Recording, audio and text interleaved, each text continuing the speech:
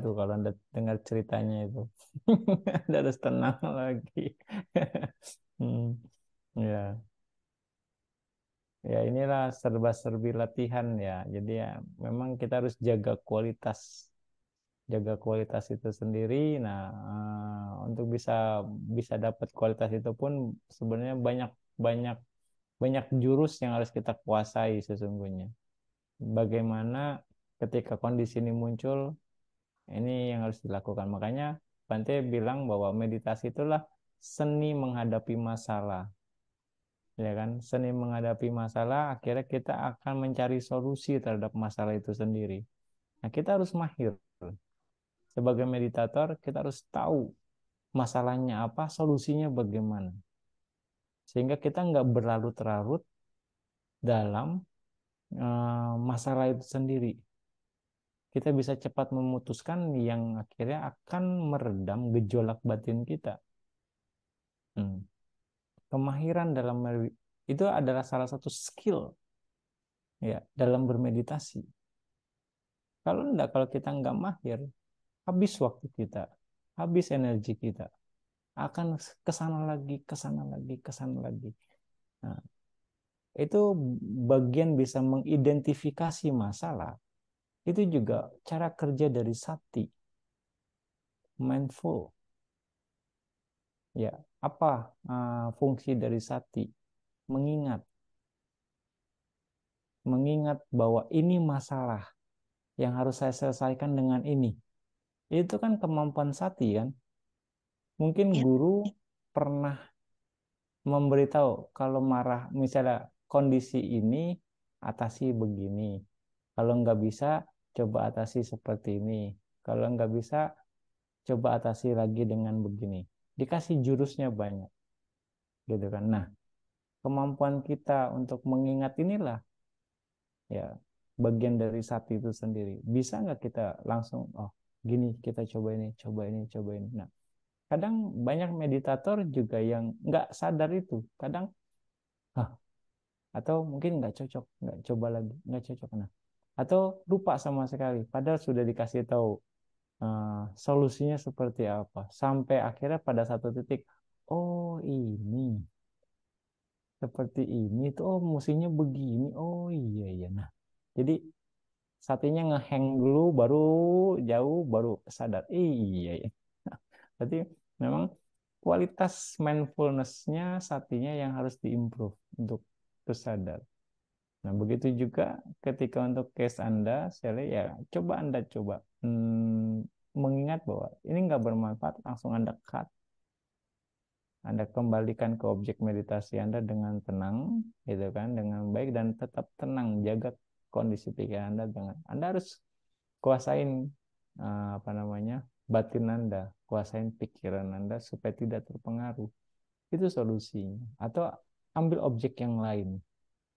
Mau dibilang saat itu alihkan misalnya ke objek Buddha, ke dhamma yang lain, atau ke oh ya dhamma-dhamma yang lain yang bisa mengcounter atau ya melawan kondisi itu supaya Anda tetap tenang. Intinya menjaga batin kita nggak bergejolak, ya menjaga batin kita tetap tenang dalam kondisi apapun. Nah, kemahiran ini juga harus kita bangun. Ya, itu salah satu skill, keahlian yang meditator harus punya. Itu ya, skill itu. Ya, ujung-ujungnya skillnya apa? Sabar. Diperkuat tuh kemahiran dalam bersabar. Ya, sabar dalam segala kondisi. Ada ya udah nggak bisa juga ya sabarin deh. Sabar tapi dengan tetap tenang gitu. Sabar dengan tetap tenang gitu. Hmm. Nah, ini yang perlu diasah lagi, diasah lagi, diasah lagi. Ya, gitu sih ya. Anda coba lagi aja. Berusaha untuk tetap tenang. Ketika memang ada kondisi itu muncul, alihkan atau Anda bisa ganti objek saat itu ya untuk sementara sampai Anda tenang baru ke objek. Karena memang saat itu kualitasnya memang sedang berubah, tidak baik gitu. Tapi jangan berlarut-larut dalam kondisi itu ya. Saran Bante. Bisa, itu bagian dari biapada. Rasa tidak suka, kebencian, biapada, niwarana. Potensi biapadanya muncul saat itu. Ya harus dialihkan. Jaga jarak dulu. Kendalikan ke objek meditasi Anda. Itu salah satu caranya. Ya artinya ya Anda biarkan saja. Itu ya let go saja. Jangan dilawan juga. Ya Anda juga harus bisa paham. Kadang kalau Anda lawan, Anda bisa tambah gejolak. Kadang memang perlu dilepas saja tanpa Anda misalnya tanpa menyikapi bertahan di objek meditasi Anda saja gitu. Lepasin saja sampai dia kekuatannya habis. Kadang perlu seperti itu. Ya, karena ya balik lagi karena ya potensi kita dari masa lampau. Ya, kayaknya ya belajar bertahan. Salah satu seni dalam meditasi adalah seni bertahan. Hmm. Itu yang harus kita pelajari juga.